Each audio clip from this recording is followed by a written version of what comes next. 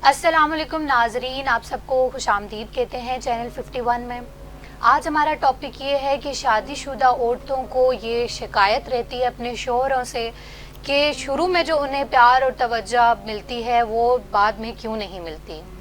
आए जानते हैं हम अपने सीनियर सहाफ़ी इकराम एसास से, जो कि एक सोशल इशू के बारे में गहरी तवज्जो रखते हैं। अस्सलाम वालेकुम। अस्सलाम वालेकुम नाजरीन, ये सवाल तो बड़ा संजीदा है और मसला भी बड़ा संगीन मालूम होता है और तकरीबन हर दूसरी औरत का शायद यही मसला है कि उसे शादी के बाद जो है वो शौहर से तवज्जो नहीं मिलती। शादी के कुछ अरसे बाद जो शादी के शुरू में मिलती थी नई दुल्हन को जो तवज्जो मिलती है वो ज़ाहिर है पुरानी दुल्हन को तो नहीं मिल सकती।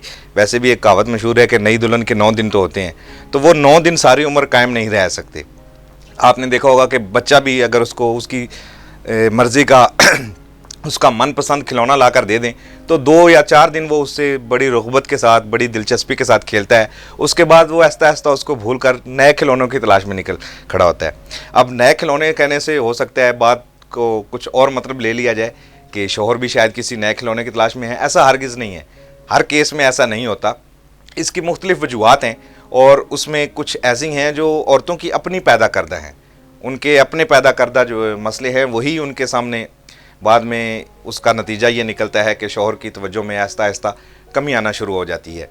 कुछ वजूहात का हम जिक्र करते हैं। मसलन पहली वजह तो आपको बता दी कि एक नेचुरल फिनोमेना है कि इंसान शुरू में किसी भी चीज़ की तरफ ज़्यादा अट्रैक्ट होता है और आहिस्ता आहिस्ता उस अट्रैक्शन में कमी आना शुरू हो जाती है, जो कि एक नेचुरल बात है। लेकिन दूसरी बात, ख़ुद उसमें ख़वातीन का किरदार कितना है। अब पहले तो शादी है, नई शादी है और घूमना फिरना, दावतें, और उसके बाद जब आप घर के होकर रह जाते हैं तो फिर औरतें भी घर में रह रह कर तंग आई हुई होती हैं और शौहर आता है तो उससे आते ही गिले शिकवे उसके कान भरना शुरू कर देना। कभी सास की बुराई, कभी नंद की बुराई, कभी देवरानी का जो है जिक्र लेकर बैठ गई, कभी जेठानी का जिक्र लेकर बैठ गई, तो शौहर के कान भरना शुरू कर दिए। और शौहर उनकी कितनी देर सुनेगा भाई, आखिर वो भी इंसान है, बाहर से थका आता है, बाहर से थका आता है और आकर उसकी थकावट इस तरीके से उतारी जाती है। तो आप कहना चाह रहे हैं कि बंदा शादी ही ना करे? ये वो लड्डू है जो खाए पछताए, जो ना खाए पछताए। तो फिर ना खाए तो घर वाले कहते हैं खाओ, हाँ, तो ज़बरदस्ती खिलाया जाता है। अच्छा, एक जो बड़ी वजह है शौहर की तवज्जो में कमी की कि अब औरत अपने आप को उस दिन की वीडियो में देखे, शादी की वीडियोज़ में देखे, शादी के जो है ना फ़ोटो सेशन में देखे, अपनी तस्वीरें देखे, उस दिन वो क्या थी और शादी के 1 साल बाद या 2 साल बाद वो क्या है। मतलब औरतों को जिम ज्वाइन करनी चाहिए, अपने आप को देखना चाहिए। जिम ज्वाइन करनी चाहिए, अपनी ड्रेसिंग पे तवज्जो देनी चाहिए, अपने मेकअप पे तवज्जो देनी चाहिए। अच्छा, वो मेकअप भी करती हैं, ड्रेसिंग भी अच्छी करती हैं, लेकिन जब कहीं किसी और के फंक्शन पर जाना होता है, यानी दूसरों को दिखाने के लिए वो सब कुछ करती हैं, अब भी करती हैं जो पहले करती थी, लेकिन जिसके लिए वो आकर बैठी हुई हैं इस घर में, उसके लिए ऐसा कुछ नहीं है। वो आएगा तो सारा दिन का थका हुआ हारा हुआ आएगा और वापस आकर वो मासी बनी बीवी को देखेगा नौकरानियों की सी हालत में। तो फिर घर के काम कौन किया करे? घर के काम करें, घर के काम करने से आपको कोई नहीं रोकता, लेकिन जब शौहर के आने का वक्त हो तो कम से कम मुंह धो लें और हल्का सा मेकअप करके बैठ जाएं। आप मुंह धो लिया करें, जो भी सुन रहे हैं हमारे साथ वो धो लिया करें मुंह जब भी शौहर घर में, क्योंकि हमारा बहुत बड़ा सोशल इशू है। अच्छा, एक और बात, ख़वातीन और मर्द दोनों ही ऐसा देखा गया कि शादी के बाद ये भी एक नेचुरल सी चीज़ है कि शादी के बाद मोटापा तारी हो जाता है।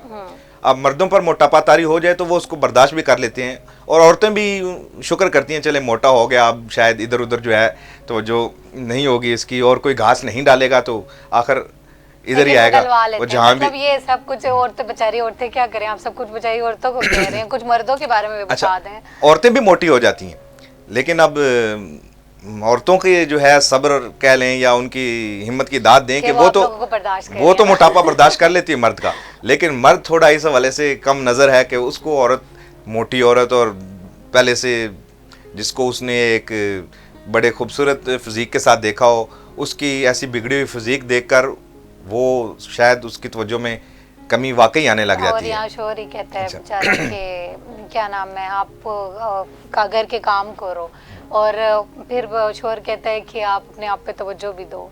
तो इस तरह तरीके पे आप मुझे थोड़ा सा बताएं कि क्या। अच्छा देखें, यही औरतें शादी से पहले ये अगर स्टूडेंट थी तो कॉलेज जाती थी, यूनिवर्सिटी जाती थी, वहाँ पर तो बिल्कुल तैयार होकर जाती थी, बन सवर कर जाती थी, वापस आकर घर के काम भी करती थी, माँ के साथ हाथ भी बटाती थी, झाड़ू पोंछा भी करती थी, और सुबह जब निकलती थी तैयार होकर तो बिल्कुल फ्रेश निकलती थी। लेकिन अब क्या हो गया कि शादी हो गई, अब बाहर नहीं जाना, तो जिसने घर में आना है सारा दिन बाहर से होकर, उसके लिए ही कम से कम थोड़ी सी तवज्जो, वही रूटीन रख लें। आप खुद को स्टूडेंट ही समझ लें, अगर जॉबियन थी तो जॉबियन ही समझ लें। जिस तरह आप पहले जॉब पर जाती थी, उस वक्त आप सुबह उठकर तैयार होकर जाती थी। आप समझें कि आपकी जॉब ये है कि जब शाम को शौहर आए तो उसके बाद आप उसके लिए थोड़ी देर तैयार हो जाएं। अच्छा, और दूसरी चीज़ जो है लड़ाई झगड़े जिनकी हमने बात की, वो जब हाँ, ये लड़ाई झगड़े वाला मेन पॉइंट है, क्योंकि इससे मोहब्बत बहुत कम हो जाती है। अच्छा, शादी के शुरू के दिनों में आपने कहा जी ऐसा कुछ नहीं होता था, लड़ाई भी नहीं होती थी और कोई एक दूसरे से शिकायत नहीं थी, क्योंकि उस वक्त आपके पास सिर्फ एक दूसरे के लिए वक्त था। आपका टॉपिक मियाँ का जो है वो बीवी थी और बीवी का टॉपिक मियाँ था, उनका सब्जेक्ट एक दूसरे से रिलेटेड था। तो शादी के बाद अब मामलात फैलते चले गए। अब उनकी जो है शादीशुदा ज़िंदगी में बहुत सारे मसाइल हैं, वो भी डिस्कस करते हैं, उसमें फाइनेंशियल भी चीज़ें आ जाती हैं। सामने कोई ऐसा वाक़या है कि आप उसकी बुनियाद पे ये चीज़ कह सकें? मेरे सामने ऐसे बहुत से वाक़यात आए हैं, और मैं जनरली एक बात कर रहा हूँ, किसी एक वाक़े से मुतासर होकर ये बात नहीं कर रहा। वाक़या आप बता सकते हैं इधर? वाक़यात सुनाने लग जाएं तो वो बात लंबी हो जाएगी। नहीं, लेकिन क्योंकि हम जब इस इशू पे बात करते हैं तो जो आवाम होती है वो यही सुनना चाहती है कि शायद कोई एक वाक़या हो उससे। ये एक वाक़या नहीं, ये घर घर की कहानी है, और हर घर की यही कहानी है कि यही वजूहात हैं, और लेकिन औरतें उनको समझने से कासिर हैं या समझना ही नहीं चाहती, और या शायद समझती भी हूँ, लेकिन अब इतनी वो सहल पसंद हो गई हैं कि वो जो पहले रोज़ाना सुबह उठकर तैयार होकर ऑफिस या कॉलेज या यूनिवर्सिटी जाती थी, वो अब शाम को तैयार होकर मियाँ के सामने बैठने से जो है, मतलब ये सिर्फ ये इशू है कि वो तैयार नहीं होती इसलिए उन इश्यूज में से एक इशू है। और दूसरा वो जिस हमारे कुरान ने भी ये चीज़ कही है कि अपने शोहर के लिए सजा संवरा, ये तो खुदा का हुक्म है कि अपने शोहर के लिए सजो संवरो, जेवरात पहनो, खुशबू लगाओ, तो उसको इग्नोर कर दिया जाता है। दूसरी वजह जो बड़ी है, लड़ाई झगड़े जब आते हैं एक दूसरे के दरमियान, एक दो बार आपके लड़ाई झगड़ा हो गया तो फिर हकीकत है कि वो शीशे में दरार तो आएगी ही आएगी, और वो भरते भरते भरती है, तो वो तवज्जो में कमी आने की एक वजह ये भी है। लिहाजा अगर आप चाहती हैं कि आपके शौहर की तवज्जो बरकरार रहे, तो आपको उन वजूहात को ख़त्म करना होगा जिनका हमने अभी जिक्र किया है। उन वजूहात को ख़त्म कर दें, 100% तो नहीं, लेकिन काफ़ी हद तक आपके शौहर की तवज्जो का महवर और मरकज़ वापस आप बन जाएंगी। लेकिन साथ ये भी कहा जाता है कि जिस रिश्ते में लड़ाई ना हो उस रिश्ते में मोहब्बत नहीं होती। क्या ये ढकोसला है? या आप थोड़ा मुझे बताएंगे, लड़ाई ना हो तो क्या? ये ढकोसला है। जिस तरह एक बड़ी मशहूर जुमला होता है कि हार जीत तो खेल का हिस्सा है, और जीतना ज़रूरी नहीं, खेलना ज़रूरी है। और ये हमेशा कहा जाए कि उसने कहा था जो हारा था, जीतने वाले ने नहीं कहा होगा कि जी खेलना ज़रूरी है, जीतना ज़रूरी नहीं, क्योंकि वो तो जीत गया है। तो ये भी जो लड़ते झगड़ते रहते हैं वही कहते हैं जी ये मोहब्बत का हिस्सा है। लड़ाई झगड़ा होता रहता है, लेकिन लाजमी नहीं है कि मोहब्बत की शर्त यही लड़ाई झगड़ा है कि लड़ाई नहीं है तो मोहब्बत नहीं है। ये एक झूठ है, सफ़ेद झूठ है। मोहब्बत है तो मोहब्बत है। मोहब्बत है तो मोहब्बत है।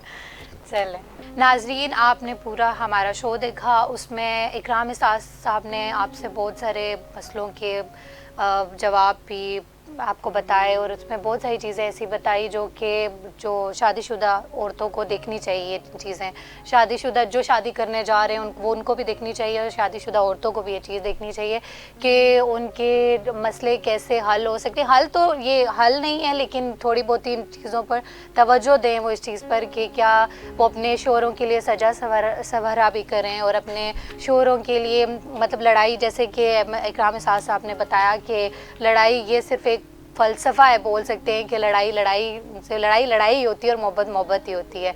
उम्मीद है कि आपको हमारा शो अच्छा भी लगेगा और बातें भी पसंद आएंगी शो में, और आगे हमें देखते रहेगा चैनल 51 के साथ। अल्लाह हाफ़िज़। अल्लाह हाफ़िज़।